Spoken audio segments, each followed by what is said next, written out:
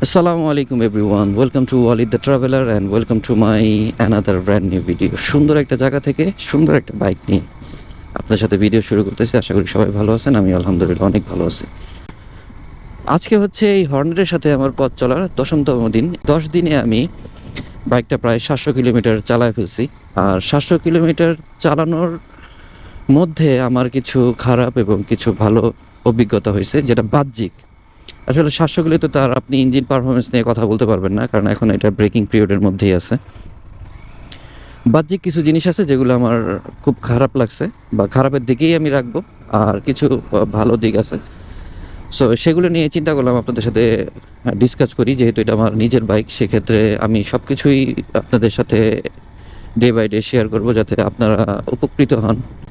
যারা হর্নেট কিনতে যাচ্ছেন তাদের যাতে এই ভিডিওগুলি দেখলে উপকার হয়, আর যারা হর্নেট চালাচ্ছেন তারা, আমি যদি কোনো কিছু মিস করে থাকি প্লিজ কমেন্টের মাধ্যমে জানাবেন, যাতে আমি নেক্সট ভিডিওতে এগুলো আপনাদের সামনে তুলে ধরতে পারি। মানে যখন ব্রেকিং পিরিয়ড শেষ হবে তখন একটা ভিডিও আমি করব যে ব্রেকিং পিরিয়ড কীভাবে আমি শেষ করলাম সেটা নিয়ে।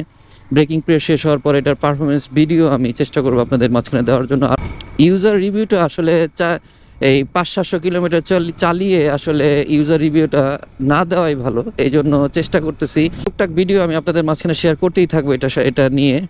অন্তত অন্তত 4-5 হাজার কিলোমিটার চালানোর পরে একটা ইউজার রিভিউ আপনাদের মাঝখানে প্রেজেন্ট করব, যাতে আমার ইউজার রিভিউটা দেখে আপনারা অনেক কিছু জানতে পারেন, অথেন্টিক ইনফরমেশনগুলো আপনারা আমার কাছ থেকে পান। এই জন্য আমাকে একটু সময় দিতে হবে। এছাড়া আমার তো আরেকটা বাইক আছে, আপনারা জানেন, R15 ভার্সন 3, সেটাও আমি চালাবো, এটাও চালাবো। এটার এখনও কাগজ হয় নাই, নাম্বার করতে দিছি, এখনও কাগজ হাতে পাই নাই। সো এটা নিয়ে অনেক জায়গায় আমি মুভ করতে পারতেছি না। তো সব কিছু মিলিয়েই আমার চলতেছে। তবে আজকে যেই ইনফরমেশনগুলো দিব, এগুলো আমি এই 700 কিলো চালানোর মাঝখানে আমার কাছে যে জিনিসগুলো ভালো লাগে নাই সেগুলো আমি আপনাদেরকে জানাবো, এবং ভালো কিছু জিনিস আছে সেগুলো আমি আপনাদেরকে জানানোর চেষ্টা করবো। সো চলেন ভিডিওর মেন টপিকে চলে যাই। তো প্রথমে আমি আপনাদেরকে সিবি হর্নেট 2.0 এই বাইকটার কিছু বেসিক খারাপ দিক আপনাদের সামনে তুলে ধরবো, যা আমি এই 700 কিলোমিটার রাইড করতে যেয়ে পেয়েছি। প্রথমে হচ্ছে, আমরা সাধারণত একটা বাইক কিনতে গেলে দেখা যায় বাইকের লুকস, বাইকের পারফরমেন্স, বাইক আমাদেরকে কি দিচ্ছে সেগুলো নিয়েই আমরা একটা অ্যানালাইসিস করে আমরা বাইক কিনে ফেলি। বাহ্যিক কিছু বিষয়ের মধ্যে চাবিটাও থাকে অন্যতম।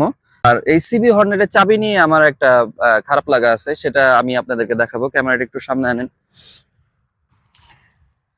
এই হচ্ছে সিবি হর্নেট 2.0 এটার চাবি, আর এটা হচ্ছে আমার R15 ভার্সন 3 ইন্ডিয়ান এটার চাবি। আর এটার সাথে যদি আমি দেখাই, দেখেন ইন্ডিয়ানটার চাবির পুরুত্বটা কত বেশি আর হর্নেটের চাবির পুরুত্বটা কত কম। মানে দেখে মনে হচ্ছে যে চাবিটা হারায় গেছে, আমি লোকাল কোনো দোকান থেকে চাবি একটা বানায় না আমি বাইকটা চালাইতেছি, এরকম একটা ফিল কাজ করে এই চাবিটার ক্ষেত্রে। তাই খারাপ দিকের মধ্যে আমি সবচেয়ে প্রথমে এটার চাবিটা রাখবো। মানে অ্যাজ এ ইউজার হিসেবে এটার চাবি আমার ভালো লাগে নাই। দ্বিতীয় যে খারাপ লাগাটা, সেটা হচ্ছে এটার হেডলাইটের লুকস যথেষ্ট পরিমাণ সুন্দর হওয়ার পরও এটার হেডলাইটের আলো অনেক কম। আপনারা এটা হাইওয়েতে রাইড করতে গেলে এই লাইটে আপনাদের কোনো কাজে আসবে না, আপনাদের ফগ লাইট ইনস্টল করতে হবে। তো এটার আলো নিয়ে আমার একটা কমপ্লেন আছে। আর এই সেগমেন্টে যে কয়টা বাইক আছে এর মধ্যে পালসার N160 হেডলাইটের আলোটা যথেষ্ট পরিমাণ ভালো, বাট আদার্স যেগুলো আছে এর মধ্যে আমি কম্পেয়ার করে দেখছি, কারণ আমাদের টিমে আপনারা জানেন অনেকগুলো বাইক আছে এই কমিউটার সেগমেন্টের। তো সেই ক্ষেত্রে এটা FZS ভার্সন 4 আর এটার আলো আমি দেখলাম সবচেয়ে বেশি কম। 500 কিলোমিটার মধ্যে আমি হেডলাইটের আলো নিয়ে রাত্রেবেলা হাইওয়েতে অনেকটাই সাফার করছি। আর সিটি রাইডে আপনার তেমন কোনো প্রবলেম হবে না, তো এটা একটা খারাপ দিকের মধ্যে থাকবে। তৃতীয় খারাপ লাগাটা হচ্ছে সবচেয়ে মেজর ইস্যু আমার কাছে, সেটা হচ্ছে কারণ হেডলাইটের আলো আমি চাইলে ফগ লাইট ইনস্টল করতে পারবো। থার্ড যে প্রবলেমটা আমার কাছে লাগছে সেটা হচ্ছে এটা সুইচ কোয়ালিটি। মানে এটা সুইচ কোয়ালিটি গুলো একটা হোন্ডা কোম্পানির বাইকের কাছ থেকে মানে এটা আশা করা যায় না। সুইচ কোয়ালিটি গুলো মানে খুব একটা প্রিমিয়াম না, ভালো না। মানে দেখলেই বোঝা যায় যে একটু লো গ্রেডের সুইচ কোয়ালিটি এখানে ইউজ করা হয়েছে। তো এই খারাপ লাগা দিকগুলোর মধ্যে সবচেয়ে বেশি খারাপ লাগাটা কাজ করছে হচ্ছে আমার সুইচ কোয়ালিটির উপরে। তারপরেও হোন্ডাকে ধন্যবাদ দিতে হয় যে তারা এতদিন পরে হইলেও তাদের মাথায় এটা ঢুকছে যে বাইকারদের একটা ইঞ্জিন কিল সুইচ দরকার হয়, তাই তারা একটা ইঞ্জিন কিল সুইচ দিছে। বাট ওভারঅল সুইচ কোয়ালিটি আমার কাছে ভালো লাগে না এই সেগমেন্টের মধ্যে। চতুর্থ খারাপ লাগা বলতে, আমার এই বাইকের সিটটা যথেষ্ট পরিমাণ বড়, পিলিয়ন সিটও বড় এবং রাইডার সিটটাও যথেষ্ট পরিমাণ বড়। আমি একটু বসে আপনাদেরকে দেখাই, দেখেন এই হচ্ছে রাইডারের সিট, বসার পরও জায়গা থাকে এবং পিলিয়নের সিটটা যথেষ্ট পরিমাণ ভালো। আমাকে এক ভাই কমেন্ট করছিল যে ভাই পিলিয়ন সিট সম্পর্কে একটু জানাবেন। তো পিলিয়ন সিট বলার আগে আমি প্রথমে একটু রাইডারের সিট সম্পর্কে বলে নেই। সেগমেন্টে আমার টিমে RTR 4B FI ABS এর সাথে যদি আমি এটা তুলনা করি, FI ABS এর রাইডার সিটটা এই হর্নেট 2.0 এর রাইডার সিটের থেকে কমফোর্ট। আর পিলিয়ন সিটের কথা যদি বলি, পিলিয়ন সিটটা যেহেতু আমি এটা পিলিয়ন সহ রাইড করছি, আমি আমার ওয়াইফকে নিয়ে রাইড করছি, আমি আমার ফ্রেন্ডকে নিয়ে রাইড করছি, তো পিলিয়ন সিট নিয়ে তেমন কোনো অবজেকশন নাই। এটার পিলিয়ন সিট যথেষ্ট পরিমাণ কমফোর্ট, আপনারা লং রাইডের পিলিয়নের জন্য তেমন কোনো সমস্যা হবে না। বাট রাইডার সিটটা আমি বলবো এই সেগমেন্টের অন্যান্য বাইকের থেকে এটার যে সিটটা আছে সেটা একটু হার্ড। খারাপ দিকগুলো শুনতে শুনতে আপনাদের মন খারাপ হয়ে গেছে? মন খারাপ করবেন না, কারণ এখন আমি আপনাদেরকে জানাবো এই হর্নেট 2.0 এটার ভালো কিছু দিক, যা শুনে হয়তোবা যারা হর্নেট ইউজার আছেন বা ভবিষ্যতে যারা হর্নেট কিনতে যাচ্ছেন তারা খুশি হয়ে যাবেন। তো প্রথম যেই ভালো লাগাটা আমার কাজ করছে সেটা হচ্ছে এটার সাসপেনশন। এই হর্নেট 2.0 0 কিলোমিটার থেকেই আমাকে খুব ভালো সাসপেনশনের ফিডব্যাক দিচ্ছে। তবে সাসপেনশনের অ্যাকচুয়াল ফিডব্যাকটা আমরা 4 থেকে 5,000 কিলোর পর থেকেই পেতে থাকি নতুন বাইকগুলির ক্ষেত্রে। তবে যারা এই বাইকটা নিয়ে অফরোডিং করবেন, বা আমাদের সাভারে তো জানেন আপনারা যে মেন যে হাইওয়েটা আছে এটা প্রচুর পরিমাণ ভাঙা এবং আমাদের লোকাল রোডগুলো অনেক জায়গাতেই ভাঙা। তো আমি এটা নিয়ে অফরোড টেস্ট করছি, সেক্ষেত্রে এটা সাসপেনশন ফিডব্যাক আমাকে খুব ভালো হেল্প করছে। আমি যখন অনেক ভাঙাচোরা রাস্তা দিয়ে এই বাইকটা চালাইছি তখন আমার হাতে বা কোমরে ঝাঁকি অনুভব হয় নাই, সেক্ষেত্রে এটার সাসপেনশন খুব সুন্দরভাবে এই ঝাঁকিটাকে অবজার্ভ করে নিয়েছে। দ্বিতীয় যে ভালো দিকটা এই বাইকটার সেটা হচ্ছে এটার ব্রেকিং সিস্টেম। এটা হচ্ছে সিঙ্গেল চ্যানেল ABS এবং সামনে বশের ABS ইউজ করা হয়েছে এবং এটার ABS ফিডব্যাক আমি খুব ভালো পেয়েছি। দুটা ব্রেকেরই, পিছনে হচ্ছে ডিস্ক ব্রেক এবং সামনে হচ্ছে সিঙ্গেল চ্যানেল ABS। সো এটার ব্রেকিং ফিডব্যাক আমার কাছে মানে যদি আমি মার্ক দিই, আমি এটাকে ABS হিসেবে 10-এ 10 দিব। এটার ব্রেকিং নিয়ে আমার এখন পর্যন্ত কোনো প্রবলেম হয় নাই। আপনারা জানেন যে আমার R15 ভার্সন 3 একটা বাইক আছে, সেটা ডুয়েল চ্যানেল ABS। R15 এর ব্রেকিং বাইক কেমন সেটা আমরা সবাই জানি, তো সেটার সাথে আমি কম্পেয়ার করবো না। বাট এই সেগমেন্টে অন্যান্য বাইকের সাথে যদি আমি কম্পেয়ার করি, আমি বলবো এটা ব্রেকিং এর দিক থেকে এগিয়ে থাকবে। থার্ড যে বিষয়টা সেটা হচ্ছে শুধু ব্রেকিং ভালো হইলে হয় না, সাথে আপনার টায়ারেরও একটা বিষয় থাকে, যে টায়ারটা আপনাকে রাস্তায় কতটুকু গ্রিপ দিচ্ছে, রাস্তার সাথে টায়ারের সম্পর্ক কতটুকু ভালো থাকে।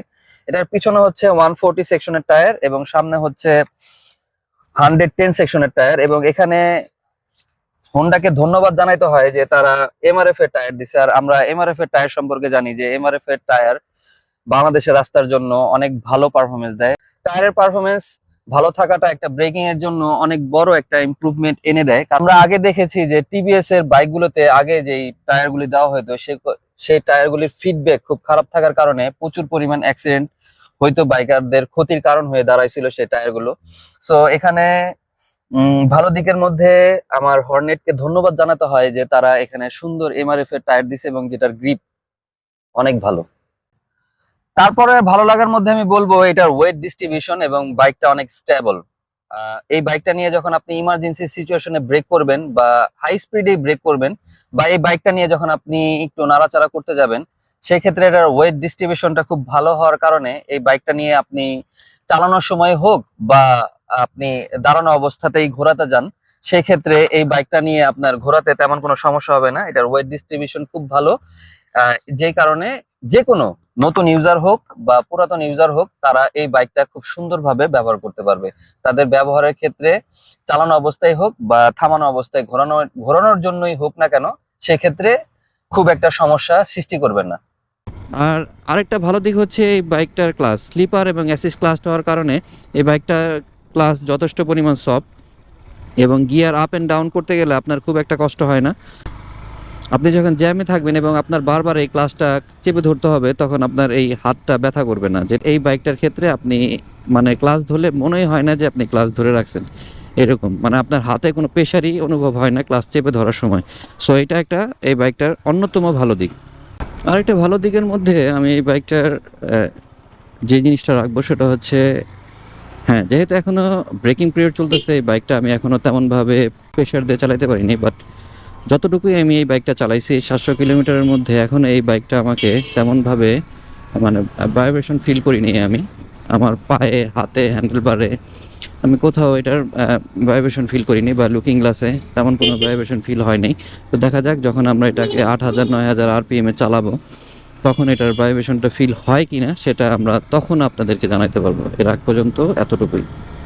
বাইকের আরেকটা ভালো দিক বলতে আমি বলবো এখানে কোম্পানি থেকেই মানে ইমার্জেন্সি যে হ্যাজার্ড লাইট গুলো থাকে সেগুলোর জন্য সুইচ করে দেওয়া হয়েছে, তাই আপনাকে কাটাকাটি করে আর ইমার্জেন্সি লাইটের জন্য কোনো এক্সট্রা সুইচ বা ওয়ারিং কাটাকাটি করে আপনাকে ইমার্জেন্সি লাইটের জন্য কোনো কিছু করতে হবে না। আর এলইডি ইন্ডিকেটর ইউজ করা হয়েছে যেটা অনেক ভিজিবল, আপনার দূর থেকেও বোঝা যায় যে আপনি ইন্ডিকেটর ইউজ করতেছেন। আর যেখানে অনেক এই সেগমেন্টের অনেক বাইকগুলোতে আমরা এখন দেখি এলইডি ইউজ করতেছে না, সেখানে হর্নেট 2.0 এলইডি হেডলাইট প্রোভাইড করতেছে, এটাও একটা ভালো দিকের মধ্যেই আমি রাখবো। সো এই ছিল হর্নেট 2.0 কিছু খারাপ দিক এবং কিছু ভালো দিক, যেটা আমি এই 10 দিনের 700 কিলোমিটার রাইড করার পরে যে অভিজ্ঞতাগুলো আমি পেয়েছি, বাহ্যিক বেসিক যে প্রবলেমগুলো বা বেসিক যে ভালো লাগাগুলো আমার কাজ করছে সেগুলো আমি বলার চেষ্টা করছি। সো আজকের ভিডিওটা এখানে শেষ করে দিব। হর্নেট নিয়ে আপনাদের যদি আরো কোনো ইনফরমেশন জানা থাকে প্লিজ আমাকে কমেন্টের মাধ্যমে জানাবেন, আমি চেষ্টা করব সেগুলো নিয়ে আরো সুন্দর ভাবে ভিডিও আপনাদেরকে দেওয়ার জন্য। সেই পর্যন্ত ভালো থাকবেন এবং ভিডিওটা ভালো লাগলে like comment share and subscribe করবেন, কারণ আপনাদের ভালোবাসায় এগিয়ে যাবে আমার এই ছোট চ্যানেলটি। ভালো থাকবেন, আসসালামু আলাইকুম।